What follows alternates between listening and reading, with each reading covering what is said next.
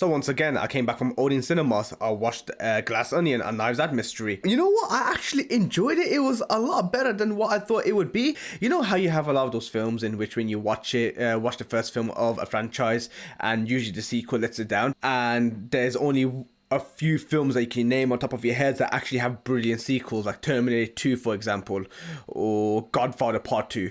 This was one of them. Not that I'm comparing this film to Godfather Part 2 or Terminator 2, but in its own right, Glass Onion and Knives Out Mystery, it's a great film as a standalone film. So it's coming out in the UK, I believe, on 22nd of November. 22nd of November? 22nd. 22nd of November. So it came out in the UK. So I went to watch it in cinemas, and it's going to be in cinemas for 1 week only, and then it'll be released on Netflix globally straight after that. And it was great.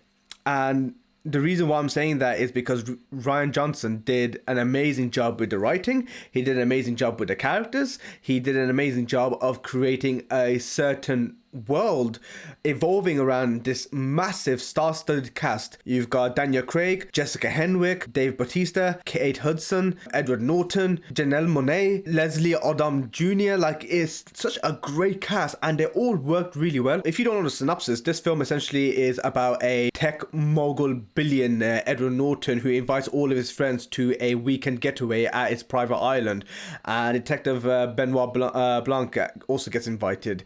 And essentially, Edward Norton's character creates a fake murder mystery in which his friends have to figure out who actually kills him. But lo and behold, that actually is a murder. Someone actually does die. And obviously, I can't ruin that because that'd be quite peak for you lot, unless you want to know. It's up to Detective Benoit Blanc to find out who killed who. So it's a great film. It has a lot of fun. There's a lot of fun set pieces. And the thing is, this film has a lot of twists and turns. Some of them which I didn't expect. The one thing I respect Rian Johnson in doing is that he creates two different narrative points. One for the audience and one for the characters in the film. So what we think we know is what we see on screen, but in reality there's something else that is going on behind that certain edit that we have watched on screen, and it changes the narrative completely. And then once the mystery is revealed, you're like, what the hell just happened? This is great. And there is a couple of elements in the film in which I was thinking, okay, why is this happening, and why is this character not doing this?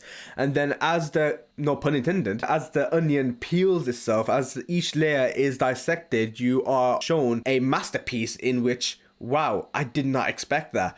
And that's what's great. So if you want to know some spoilers, which is going to be some heavy spoilers by the way, Edward Norton character, Miles, is the killer. Miles Braun cuts out his former partner, played by Janelle Monáe, who plays Cassandra, and essentially he takes the full credit of this new infrastructure or this new idea, and he claims that he made it. And what ends up happening is Cassandra takes him to court, and all of her friends who are basically Kate Hudson, Jessica Henwick, Dave Bautista, all of them, they basically side with Edward Norton character instead of her.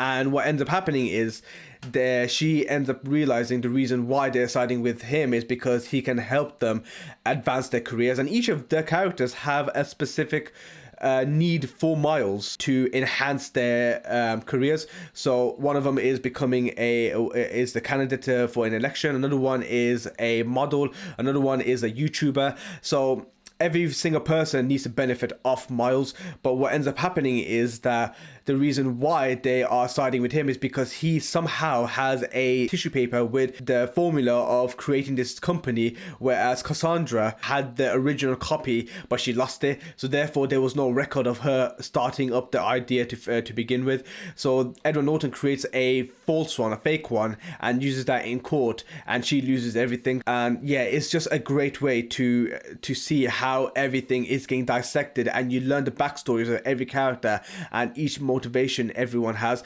And Daniel Craig is phenomenal in this. If you think he was good in Knives Out, he does even a better job in this film, because this film relies heavily on comedy, and that's why I like it, because it's basically a murder mystery / comedy, so it's like a hybrid genre. So the great thing about this film is that it has at least about half an hour or 45 minutes worth of flashbacks to certain character actions, and it's great because you think that a runtime of 2 hours and 90 minutes is not long enough, but the way it's paced is actually at a very decent rate that you realize, wow, we can actually figure out everything that's happening in the film.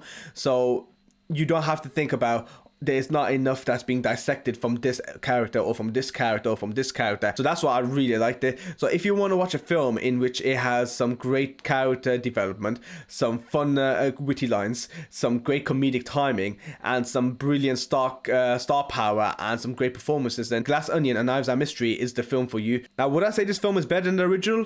It's a bit difficult because, like I said, it's really hard to outdo an original film that blows everyone's mind away anyway. In its own way, if you watch this as a standalone film, I would give it like an 8.5 out of 10 at least. Knives Out, I would give it like a 9 out of 10 or even 10 out of 10. Like, it's just a lot of fun. It was a great star-studded cast with some great motives, some great character development, and some great performances, and it was a lot of fun. And obviously, like I said before in my previous video when I watched the trailer to Glass Onion, Rian Johnson actually did his best to actually, fight his way back after the poor performance of The Last Jedi. He did a really good job, and this is kind of like his piece of the resistance. This is like his best type of genre. And he has another murder mystery series coming out on Peacock TV, which is called Poker Face, starring Natasha Lyonne. And he actually has a star-studded cast as well, so that's something to look forward to if you want to watch another one of his projects. So yeah, if I was going to recommend this film, I highly recommend this film. I highly recommend it. If you want to watch a murder mystery with some great dialogue, some fun set pieces, Daniel Craig, Jessica Henwick, Kate Hudson, Edward Norton, Dave Bautista, just like a star-studded cast, and I highly recommend you watch this film. And it's coming out on Netflix in a week's time. It's out in cinemas right now, so if you want to go head down to the cinema with your friends and family, I highly recommend to watch this film. If you like the video, if you like the review, please like, share, subscribe, and comment, and hopefully I get to see you in my next video.